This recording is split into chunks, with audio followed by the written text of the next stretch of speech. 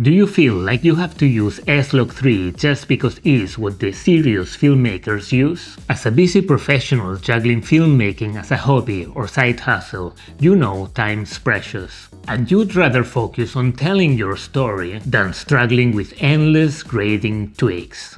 Get off your high horse, amateur.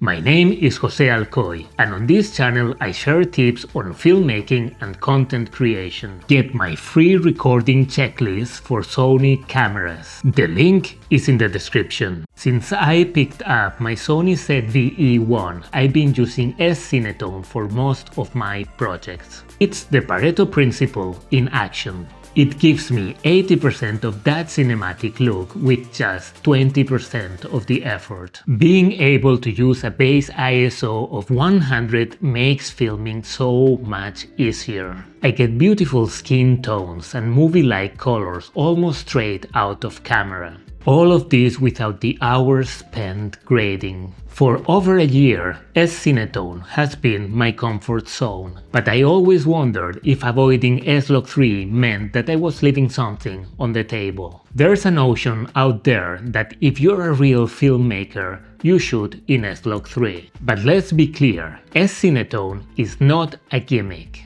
It was engineered to bring the cinematic look of the legendary Sony Venice to more accessible Sony cameras.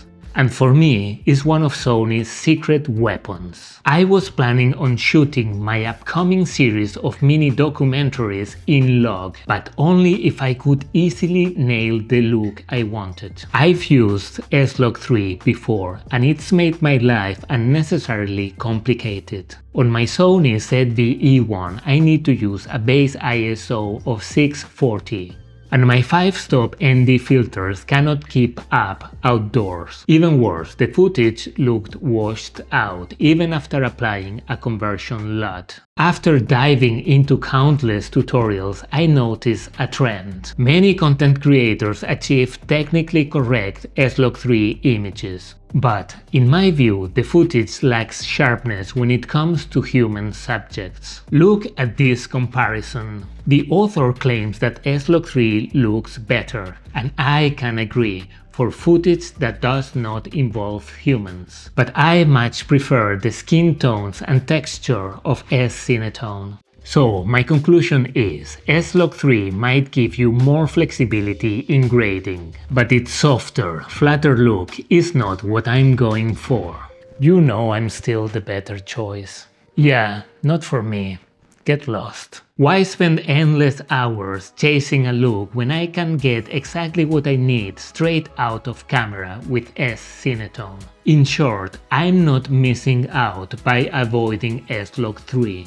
I'm simplifying my workflow and getting a look I absolutely love. Having a complex workflow makes total sense in a professional setups with dedicated specialists. There's a camera operator, there is a colorist. But as a one-man band, nothing beats the straightforward, reliable beauty of S-Cinetone. It allows me to focus on composition and storytelling rather than juggling complicated adjustments. And by skipping a never-ending post-production phase, I can achieve a quick turnaround for my projects. So I've made up my mind, I'm not going to use S-Log 3 for my mini documentaries. I know this can be a controversial topic, so let me know what you think in the comments. But until proven otherwise, this is the way I roll.